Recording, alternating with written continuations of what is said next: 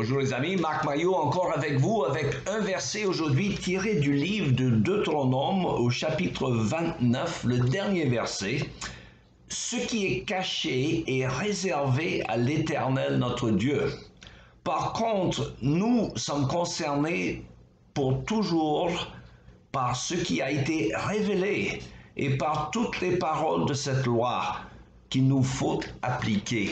Fin de la lecture. C'est un verset qui va loin et que beaucoup de mes étudiants connaissent par cœur. Alors je commence cette méditation en citant ce texte car il répond à notre réflexion d'aujourd'hui au sujet des questions que les gens posent parfois sans avoir de réponse. Par exemple, récemment, nous avons parlé de la question à savoir si la vie existait ailleurs dans l'univers. Et la réponse courte, c'est que personne ne le sait. La Bible elle-même ne nous le dit pas. Mais ce que la Bible dit, c'est que l'homme seul est créé à l'image de Dieu. Et donc, s'il y a des créatures ailleurs dans l'univers, elles ne seraient jamais supérieures à l'homme. D'ailleurs, le psalmiste écrit en parlant à Dieu de l'homme, il cite dans le psaume 8, « Pourtant, tu l'as fait, l'homme, de peu inférieur à Dieu, tu l'as couronné d'honneur et de gloire. Tu lui donnes de régner sur les œuvres de tes mains. Toi, tu as tout mis sous ses pieds. » C'est le psaume 8.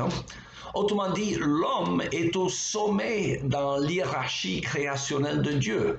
Alors, vous pouvez donc écarter de votre esprit toute idée des petits hommes verts arrivant sur des soucoupes volantes comme Hollywood aime bien les imaginer.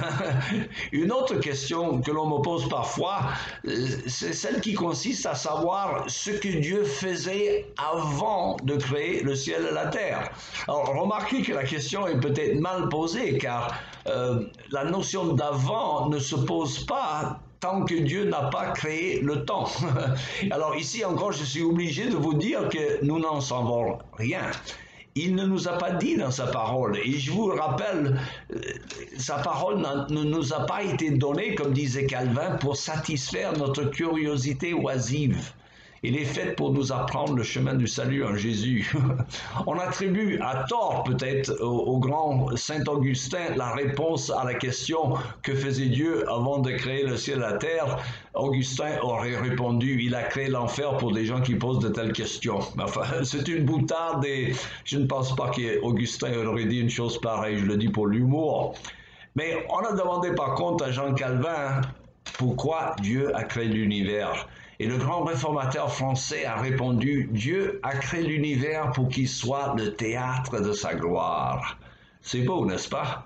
Alors, peu importe toutes ces questions, mes amis, nous sommes tous confrontés par les mêmes questions dans notre vie, que l'on soit riche ou pauvre, américain, français, haïtien ou que sais-je. C'est que nous sommes sur la terre pour une période assez courte. Notre vie n'est qu'une vapeur, comme dit l'apôtre Jacques. Même si certaines vivent une centaine d'années, cela n'est rien par rapport à l'éternité, cela passe très vite. Alors, tout ce qui compte à la fin, c'est notre relation avec Dieu par Jésus-Christ. Or, on ne connaît Jésus que par la Bible, donc il faut la lire. Toutefois, si les questions de cosmologie, de cosmogonie vous intéressent, je vous exhorte, si vous connaissez l'anglais, à regarder, écouter des conférences du grand astronome pasteur canadien Hugh Ross, c'est H-U-G-H, et son nom de famille R-O-S-S, sur YouTube.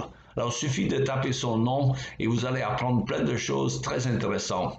Il me reste qu'à vous souhaiter une bonne journée et à la prochaine.